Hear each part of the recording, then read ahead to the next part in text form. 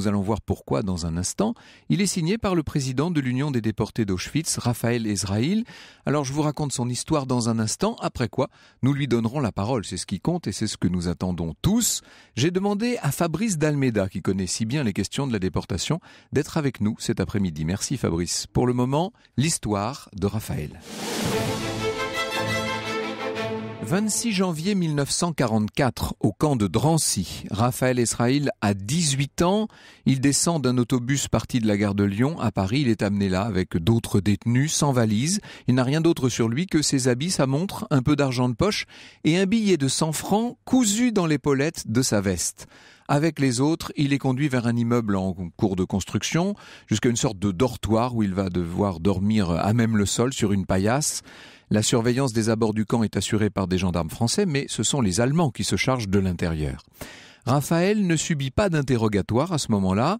Il va réussir à faire passer un courrier à ses parents grâce à un gendarme français. Pour l'instant, le lien n'est pas encore tout à fait rompu. Alors qui est-il, ce Raphaël Ezraïl ? C'est un étudiant en ingénierie de l'école centrale de Lyon. Il est membre des éclaireurs israélites de France qui ont été intégrés à l'Union générale des Israélites de France. Il a été arrêté par la Gestapo une dizaine de jours plus tôt, le 8 janvier 1944, alors qu'il rejoignait l'officine de faux papiers où il œuvre habituellement, où il œuvre clandestinement, ai-je besoin de vous le dire. Il est doué pour copier les documents, Raphaël. Il a fabriqué de faux papiers pour un haut fonctionnaire du ministère de la Justice, même pour le grand rabbin de France. À la Gestapo, il a présenté une fausse carte d'identité, ai-je besoin de vous le dire, au nom de Raoul Paul Cabanel. Seulement, la police allemande va bientôt tomber sur des documents à son nom, son vrai nom. On a donc conduit le jeune Raphaël au siège de la Gestapo pour y subir un interrogatoire plus que musclé, coup de poing au visage, sur le corps, sur les parties génitales, supplice de la baignoire, pendant lequel sa tête a été maintenue plusieurs minutes dans l'eau glacée, et c'est ensuite qu'on l'a transféré à la prison de Montluc. Ensuite, il sera donc envoyé via Paris à Drancy. Et là, Raphaël Ezraïl va croiser une jeune femme qui s'appelle Liliane, et qui a 19 ans. Il écrit dans L'Espérance d'un baiser, je cite, « Je tombe immédiatement sous son charme. Elle est plutôt de petite taille. Sa prestance est soulignée par un léger accent chantant du sud-ouest. Une peau fine dessine un visage rond, animé par des yeux pétillants. Son abondante chevelure me trouble, pour tout dire, c'est le coup de foudre. Jolie et séduisante, elle fait basculer mon cœur de jeune homme, et c'est la première fois. » Cette Liliane a 2 frères qui sont scouts de France, Henri, 17 ans, opérateur pour le cinéma, et René, 13 ans. Ils sont tous 3 orphelins de père et de mère. Ils ont été élevés par leurs grands-parents maternels, qui sont juifs. Ils ont été arrêtés tous les 3 à Biarritz par la police allemande le 10 janvier 1944, donc 2 jours après l'arrestation de Raphaël. Alors, il va passer du temps avec Liliane et ses 2 frères. Il finit par s'enhardir à demander à la jeune femme s'il peut l'embrasser. Juste un petit baiser sur la joue. Mais elle se dérobe. « Pas maintenant », dit-elle. Au matin du 3 février, Raphaël est de nouveau jeté dans un autobus direction la gare de Bobigny. Et sur le quai, c'est la scène glaçante que nous avons tous vue dans tant de films. De nombreux soldats allemands en armes sont alignés en retrait d'un train de marchandises prêt à partir. Un officier allemand éructe en français les risques encourus en cas d'évasion. Ordre est donné de grimper dans le train. La plateforme est très en hauteur, c'est difficile d'y accéder, notamment les personnes âgées ont du mal à se hisser jusque-là dans une bousculade terrible. Schneller, Schneller, vous connaissez. Le 67e convoi de déportation des Juifs de France quitte la gare de Bobigny avec dans ses wagons plus de 1200 déportés. À l'intérieur, donc, Raphaël serré avec tous les autres, ils sont au moins 70 ou 80 par wagon. Il cherche des yeux Liliane et ses 2 frères, évidemment, en vain. Le transport se fait dans des conditions affreuses, ça va durer 3 interminables journées avec un seul arrêt en tout et pour tout. Tout le monde enfermé dans le noir, pris à la gorge par la puanteur de l'urine, des excréments. Dites-vous qu'il y a un seul pot de chambre pour les 70 personnes qui a été vidé une fois en 3 jours. À l'arrivée à Auschwitz, les SS sont là, qui hurlent au pied des wagons, armés, flanqués de chiens bergers allemands. Des détenus déjà intégrés, habillés d'une pauvre culotte et d'une veste à rayures, se précipitent vers les wagons. Sortez vite, laissez toutes vos affaires là-dedans. Et comment est-ce qu'on les retrouvera, demandent certains. Ne vous inquiétez pas, vous retrouverez tout. Ça, c'est le début des mensonges. À Auschwitz, en ce mois de février, le froid est intense, c'est un froid mordant. Les hommes sont placés d'un côté, les femmes de l'autre. Raphaël tente une dernière fois d'apercevoir Liliane, mais évidemment, il ne l'aperçoit pas. Avec son groupe, il est mené jusqu'à un bâtiment de 2 étages en briques rouges. Comme tous les autres, il doit ôter ses vêtements, vider ses poches avant de passer devant un SS. La seule chose qu'il réussisse à garder, c'est sa genouillère il porte une genouillère à la suite d'une foulure. Il la garde avec lui. Vient ensuite la douche collective, alternance infernale d'eau bouillante et d'eau glacée, ni savon ni serviette. Les coiffeurs, si on peut dire, tondeurs serait peut-être plus juste, rasent tous les poils de la tête aux pieds sans humanité, comme s'ils avaient affaire à des animaux. Je cite Raphaël Israël. S'ensuit notre enregistrement au camp. Ce sont des prisonniers qui relèvent nos identités et nos professions. Peu après, on nous tatoue un numéro sur l'avant-bras gauche, un matricule, notre identité pour les autorités du camp. Je suis le 173 295.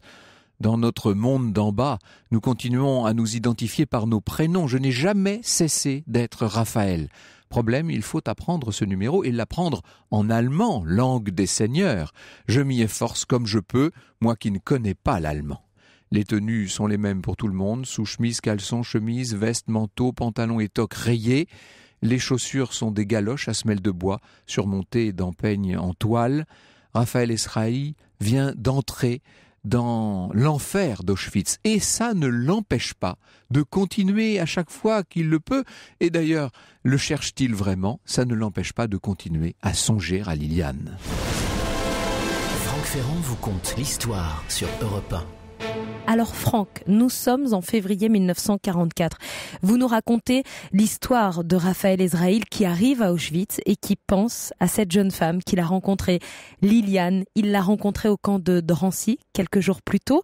Alors avant de savoir s'ils vont se retrouver et comment ça va se passer entre eux, je vous vois venir. J'ai quand même une question. Du côté du front, ça se passe comment? Qu'est-ce qui se passe en ce début d'année 44? Alors tout est en train de basculer depuis déjà 4 ou 5 mois. Les forces de l'Axe sont en train vraiment de reculer, de perdre du terrain. En Italie, les Alliés progressent. Vous savez qu'ils infligent une série de défaites aux Allemands. En Norvège, la bataille du Cap Nord a vu la destruction du croiseur allemand Scharnhorst, tandis que les Soviétiques, après 872 jours de siège, cette fois là-bas à Leningrad, réussissent à desserrer un peu l'étau. En même temps se prépare la bataille de Normandie, évidemment, nom de code Opération Overlord, qui va permettre aux Alliés quelques mois plus tard d'ouvrir un nouveau front en Europe de l'Ouest. Et le général Eisenhower a été nommé commandant suprême des forces alliées en Europe. Seulement en attendant, là-bas, on ne voit rien, bien sûr. Les convois de déportation vers Auschwitz se multiplient. Quant à Raphaël, il vit dans des conditions inhumaines. Est-ce qu'on a encore besoin de les décrire? Oui, je crois qu'on a besoin de les décrire. À 4 heures du matin, il est réveillé en sursaut. Il boit une sorte de décoction de plantes qui colore l'eau en noir. La toilette n'existe pas, ni serviette, ni savon, ni brosse à dents. Au cours des 11 mois passés à Auschwitz, il n'aura droit qu'à 2 douches. Raphaël travaille ensuite dans l'équipe de jour de l'Union-Werke, qui est l'usine d'armement située entre les camps d'Auschwitz et de Birkenau. Un SS m'installe à un établi, dit-il. Je travaille lentement, très lentement, j'ai faim, j'ai énormément de mal à supporter le manque de nourriture. Je n'ai rien dans l'estomac depuis le morceau de pain et la rondelle de saucisson d'1 centimètre d'épaisseur que j'ai reçu la veille au soir. Le litre de liquide du matin et celui de la soupe sans consistance du midi, avalés debout au cours d'un arrêt de travail d'une petite demi-heure, ne m'ont pas fait grand effet.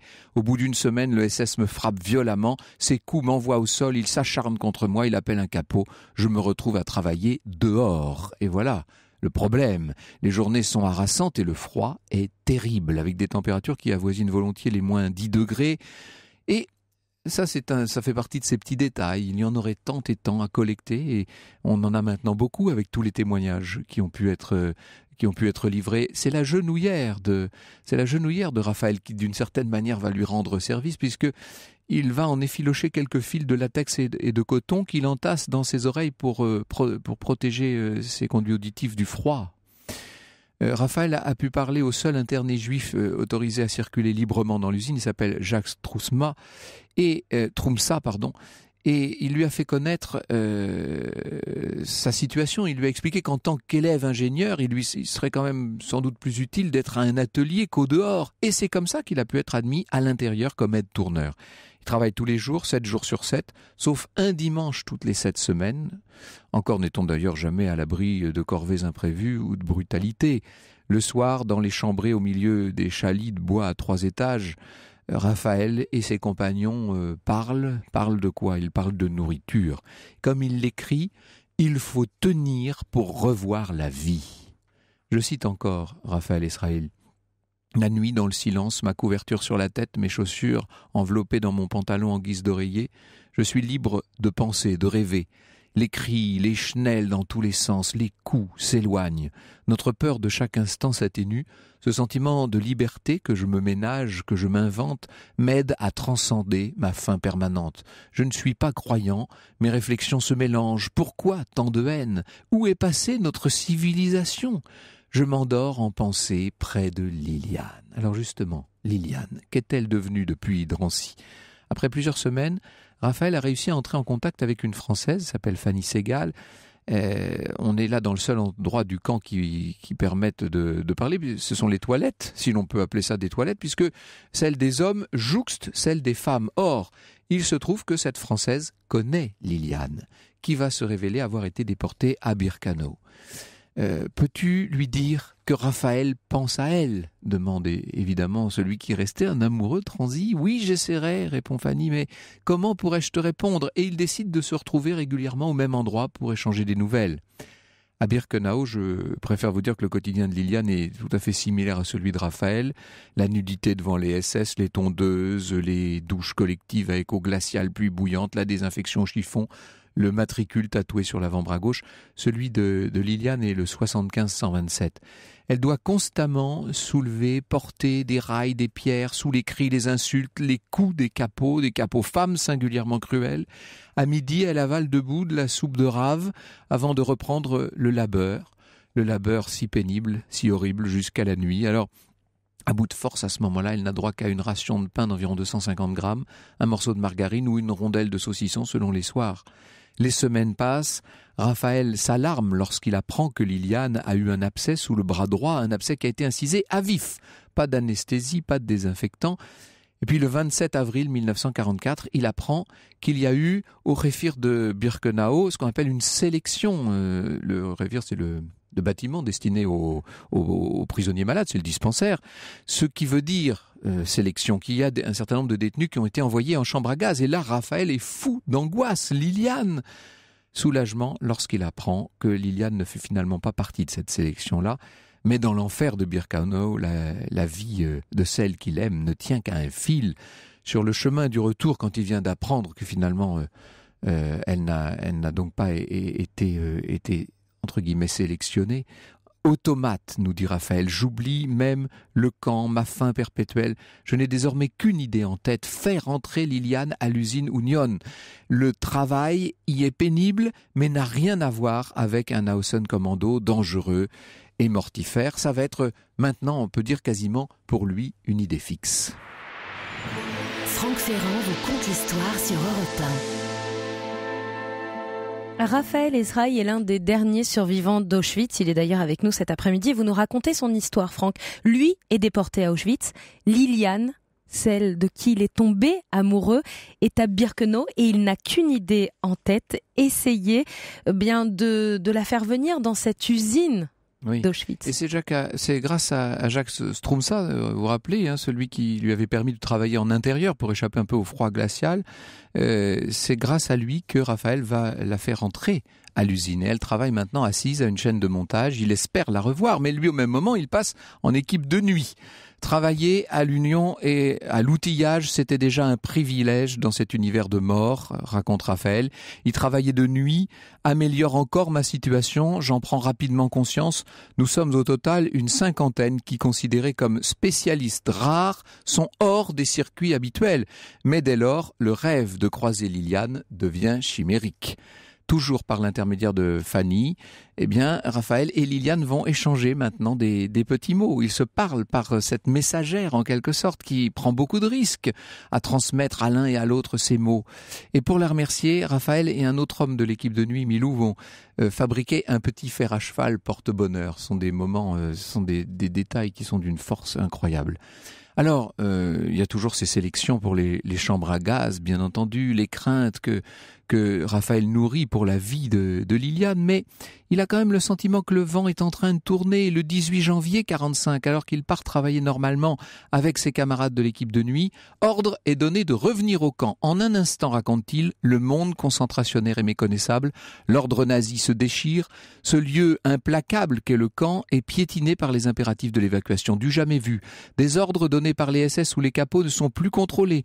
Des camarades se faufilent même dans les cuisines, les magasins. Les plus débrouillards raflent vêtements, chaussures, couvertures.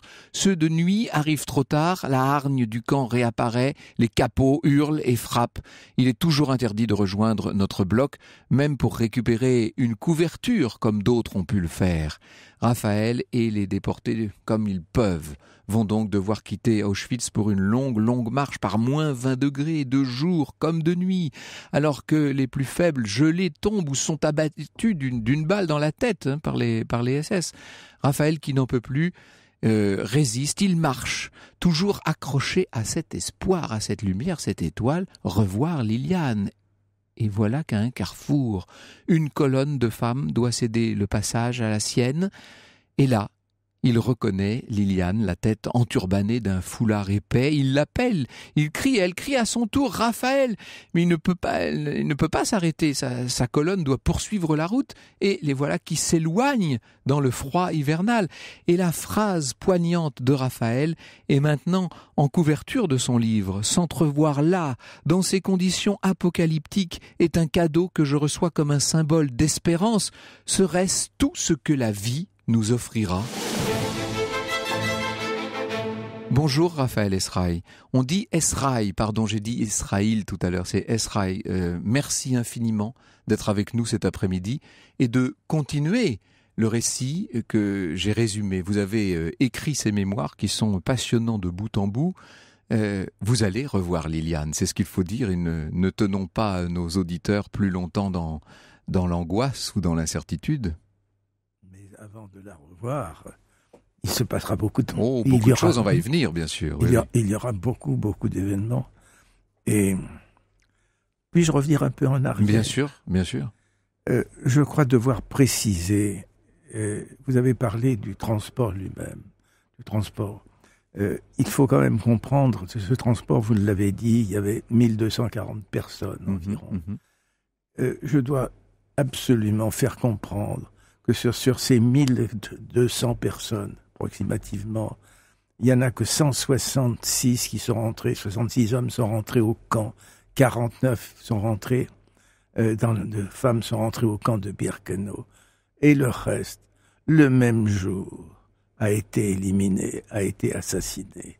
Et ça, c'est la première douleur que l'on apprend, et comment est-ce que les gens l'apprennent. Et ça, c'est important de savoir comment, d'un seul coup, nous nous retrouvons, en ce qui concerne les hommes et les femmes, c'est la même chose.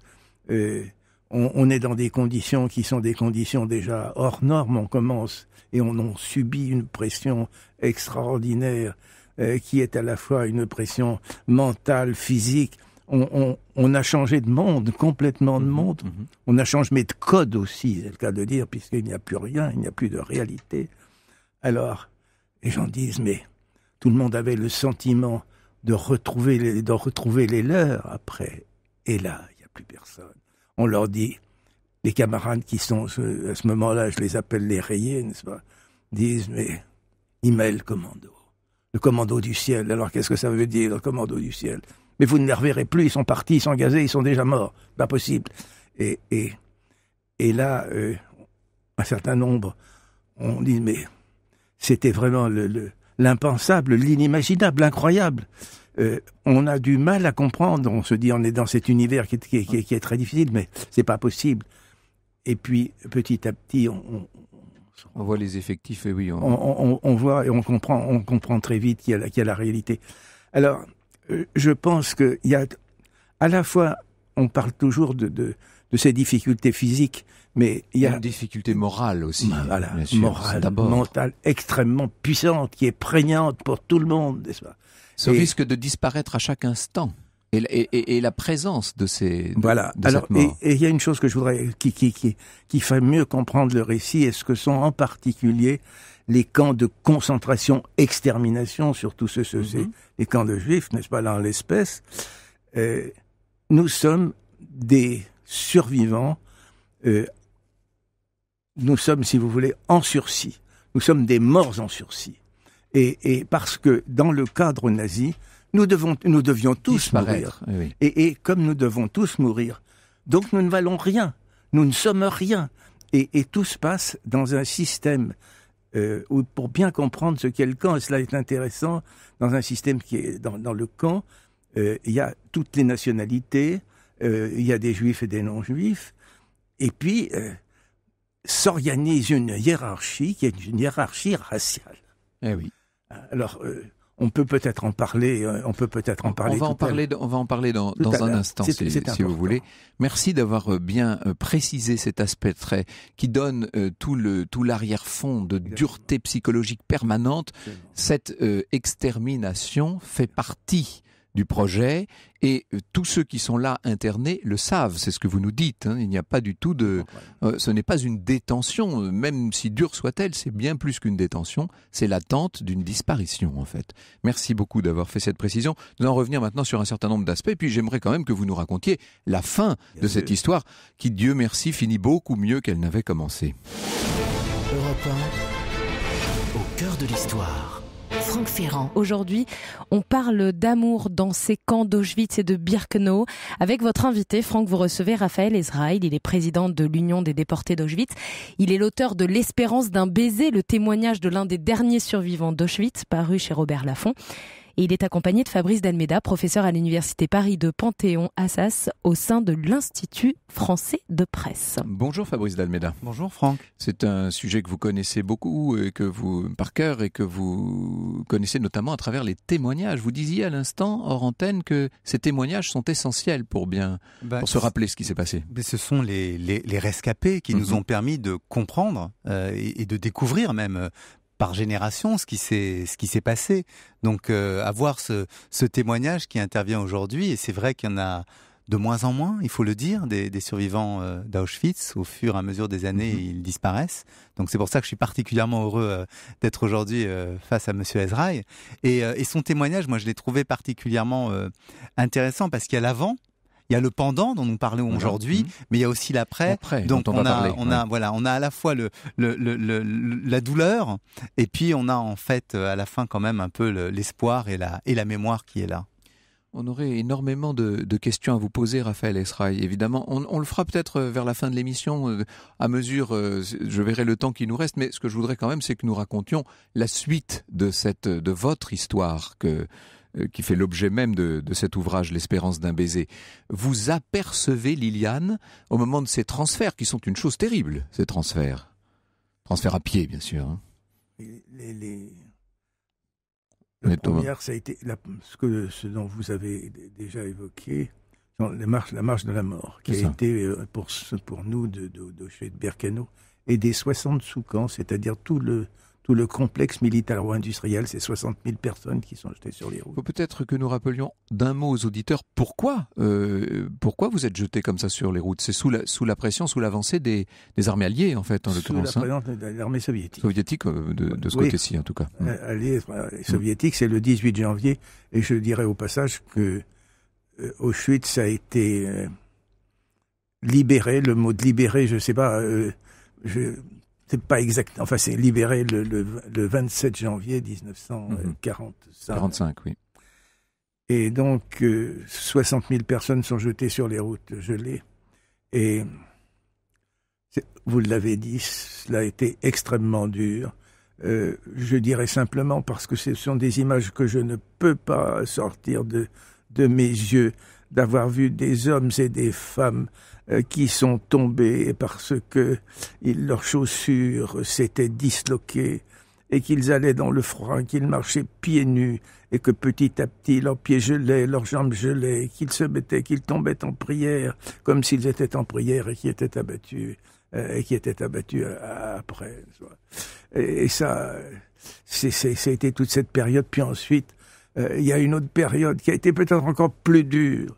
Ça a été celle en ce qui me concerne, Oui. celle des trains de la mort, où je suis allé de Grosse-Rosen à Dachau, à Dachau, c'est pas comme on a l'habitude de dire. Oui. Eh bien, ça a été 7 jours enfermés dans des wagons dans lesquels nous étions serrés. Je peux pas dire autrement, comme dans une boîte d'allumettes, nous étions serrés les uns et les autres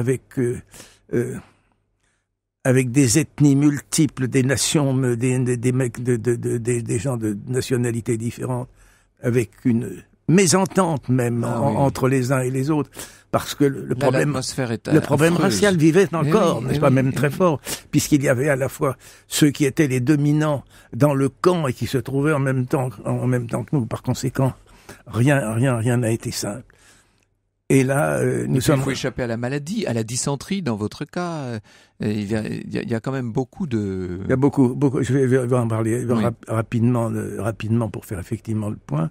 Nous sommes quand même restés 7 jours sans manger et sans boire, en devenant 7 jours sans manger et sans boire. C'est quelque chose. Et on ne meurt surtout en principe pas de faim, on meurt de soif.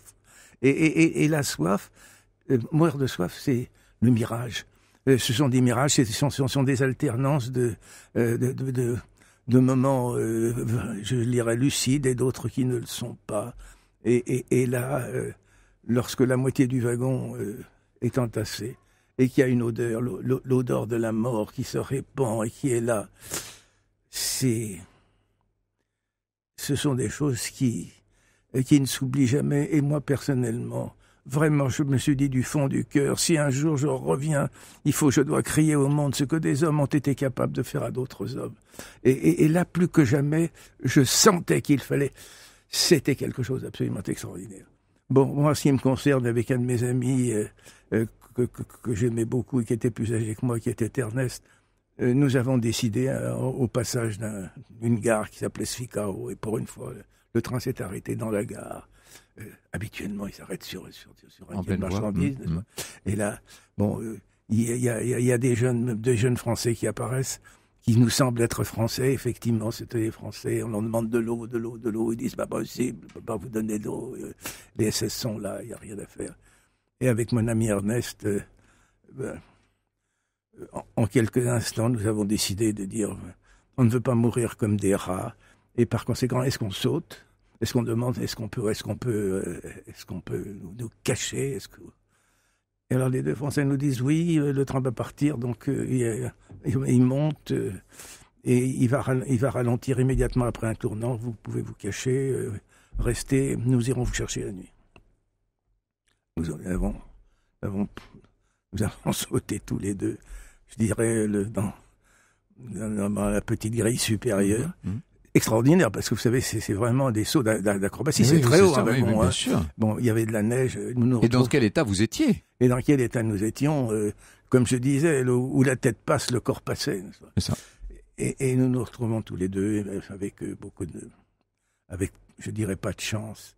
L'organisation TOT travaillait sur la voie. Un vieux, parce qu'il doit avoir pour moi une 50aine d'années, on parlait déjà de vieux. Aujourd'hui, je dirais l'inverse. Mais, on n'avait pas de force. On a mangé de la neige. C'était une chose. Et puis, nous avons été immédiatement pris parce que c'était très proche d'un garde-barrière. C'était absolument impossible de faire quoi que ce soit. Alors, pour faire très vite, les choupeaux sont venus. Choupeau, c'est-à-dire la police politique allemande, et sous forme militaire, c'est-à-dire la Gestapo, deux sont venus nous ont demandé ce que nous étions, français. Moi, j'ai dit, je suis né en Turquie, juif, oui, dit Ernest. Il faut dire que, je mets une parenthèse pour comprendre, parce que nous n'avions pas de vêtements rayés. Oui. Nos vêtements rayés c'est très important, parce que jamais nous n'aurions osé sauter à ce moment-là. Nous n'avions pas de vêtements rayés qui nous avaient été enlevés lorsque nous étions lorsque nous avons pris le train à Groß-Rosen. Et moi je dis non, je ne vais pas juif. Bon. Et Ernest est emmené derrière le petit jardin et abattu d'une balle dans la tête. Et moi je suis là, j'attends jusqu'à ce qu'un SS vienne. Un SS arrive et il ne me touche pas, il me fait enlever. J'avais une espèce de ceinturon, il fait baisser mon pantalon et me fait marcher devant. Je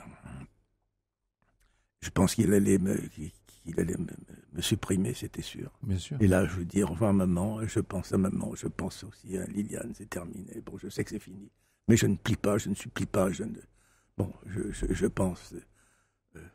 pense que j'allais mourir en homme.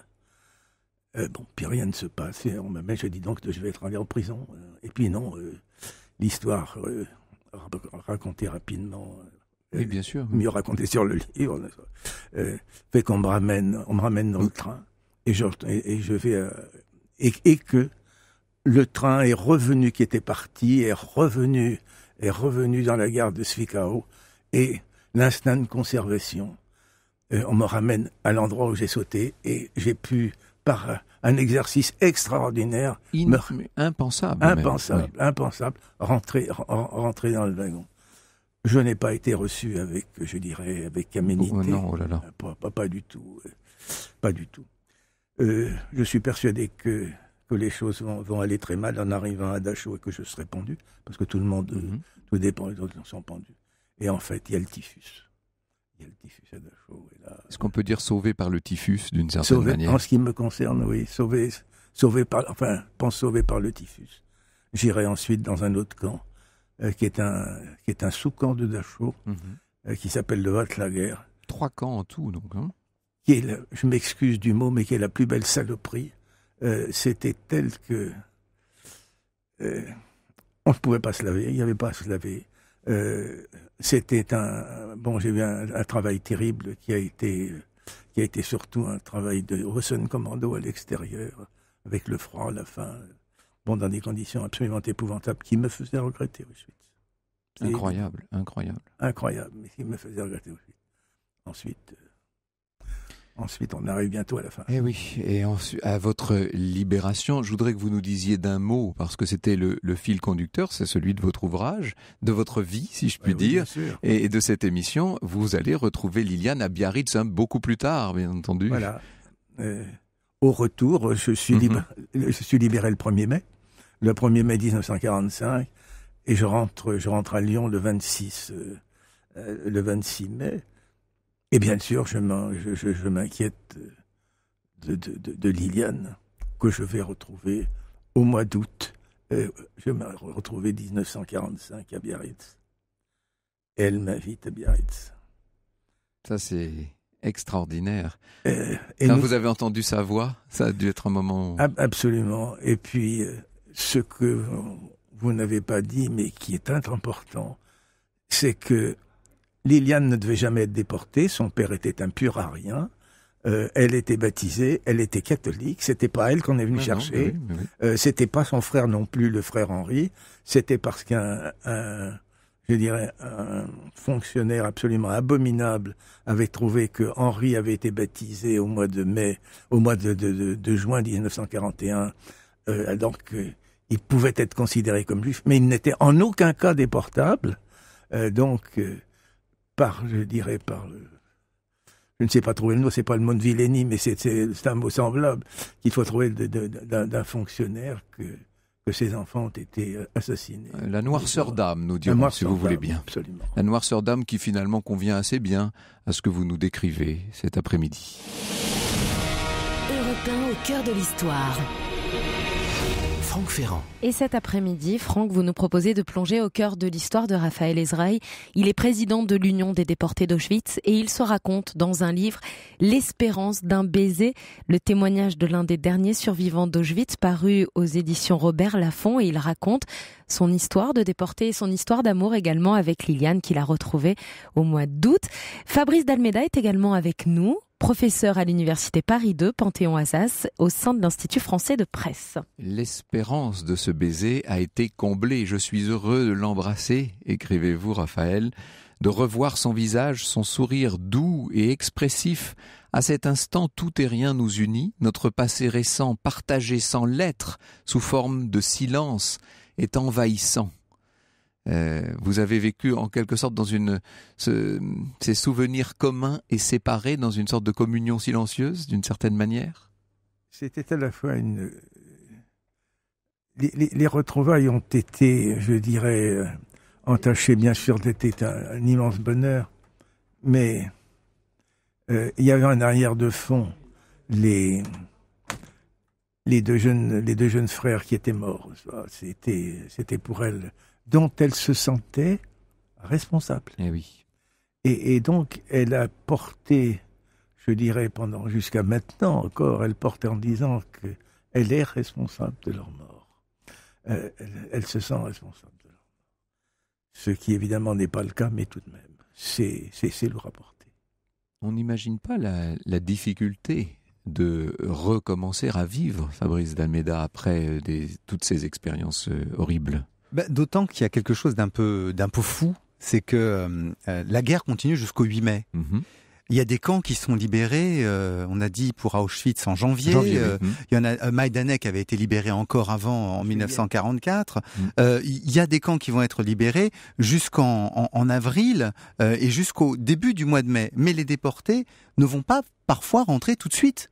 On va être obligé parfois de les garder sur place, d'attendre qu'ils se remettent un peu, parce que faut imaginer ce que nous a décrit Raphaël Ezraï. L'état physique de ce garçon de 20 ans, affamé, ramené tout le monde a ces images en tête. Bien sûr. Donc il faut les remplumer. Parfois ils vont rester plusieurs mois. Moi j'avais l'exemple d'un déporté du camp de Flossenburg. Il va seulement pouvoir rentrer à la fin du mois de juin. Donc pratiquement, il fait 2 mois de présence en camp en plus, alors que la guerre est finie. Et pour certains, le retour, c'est la certitude de peut-être ne pas retrouver la maison, de ne pas retrouver la famille, de ne pas retrouver les amis. Et donc, il y a cette envie de rentrer en France, qui est un soulagement, mais cette crainte de ce qu'on va trouver à l'arrivée. Justement, comment est organisé le retour de tous ces déportés, enfin de ceux qui ont survécu, qui sont, on l'a bien compris, très minoritaires. Voilà, et qui sont libérés par des armées différentes. Parce oui. Que justement, ceux qui étaient restés à Auschwitz, il y en a quelques-uns qui sont restés dans le camp, qui ont survécu. Oui. L'armée rouge les conserve. C'est Primo Levi qui a raconté ça. Donc ils se retrouvent dans la zone russe avec cette incertitude. Ils vont repartir parfois vers la Russie même, avant un matin de 1947 de se retrouver libérés du jour au lendemain au milieu de l'Italie. Bon, mais ceux qui sont du côté ouest, donc c'était, je crois, le cas de Raphaël Ezraï, il y a un retour qui se fait en train, organisé en général par l'armée.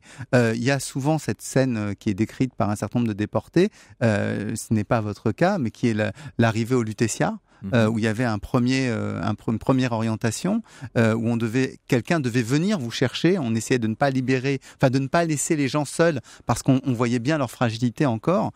Donc c'était aussi un autre moment d'appréhension, parce que qui allait venir ? Est-ce que c'était un membre de la famille qui avait survécu, ou est-ce que c'était un voisin, un ami ? Vous êtes arrivé au Lutetia, vous, Raphaël Ezraï. Vous en faites partie de ces gens dont parle Fabrice d'Almeida, en fait.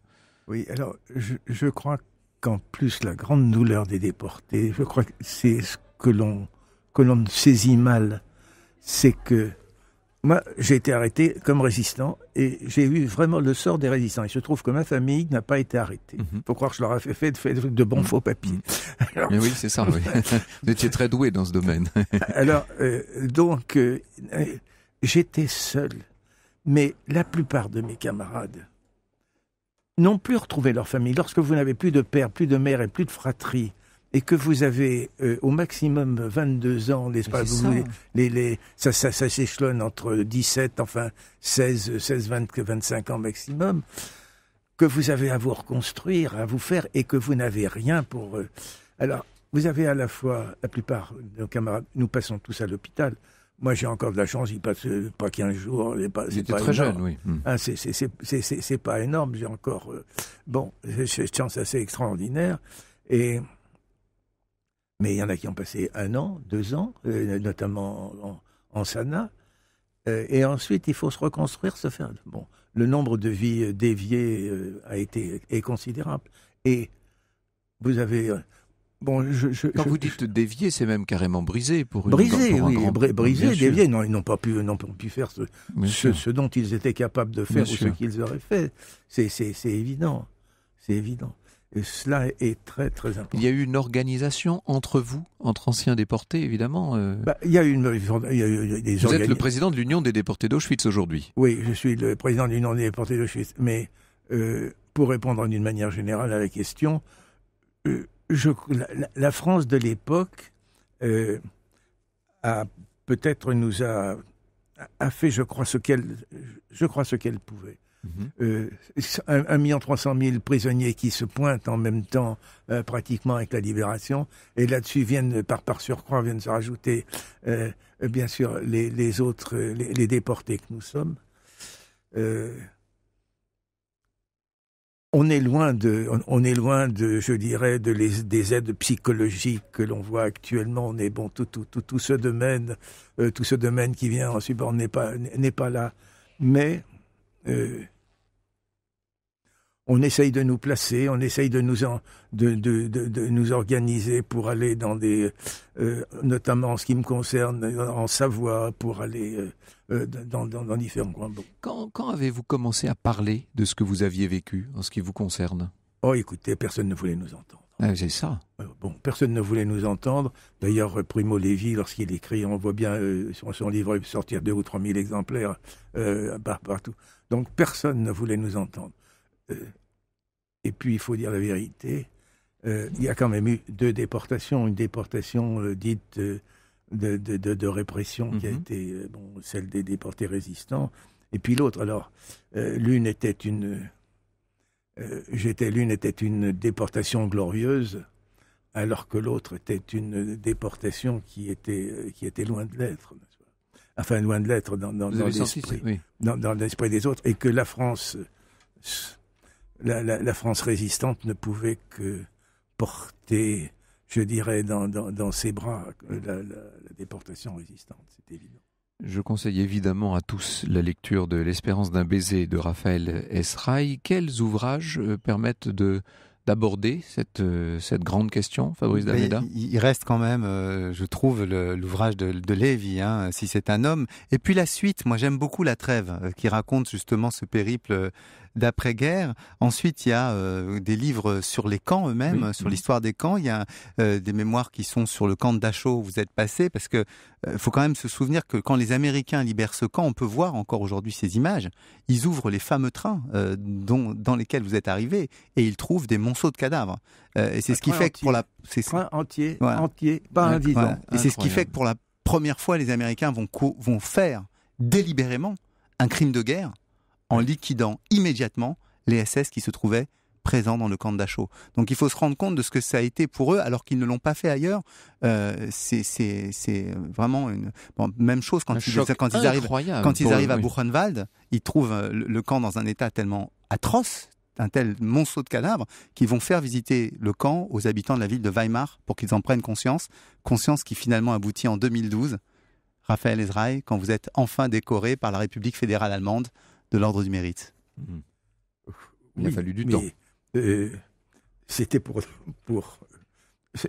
la réconciliation. Non seulement pour la réconciliation, mais à la fois pour les rapports que nous avions eus et que j'ai eu en particulier avec les jeunes Allemands dans le cadre du Comité international d'Auschwitz, dont je suis un représentant, un des vice-présidents. Et j'ai eu l'occasion, donc, Liliane aussi, de nous entretenir, de parler aux jeunes Allemands. Et donc, nous avons toujours entretenu des rapports qui étaient des rapports cordiaux, au point où, effectivement, l'Allemagne a voulu nous honorer. Merci infiniment, Raphaël Esraï, d'être venu nous parler de cette terrible vie. L'espérance d'un baiser, le témoignage d'un des derniers survivants d'Auschwitz, c'est publié chez Robert Laffont. Au cœur de l'histoire sur Europe 1.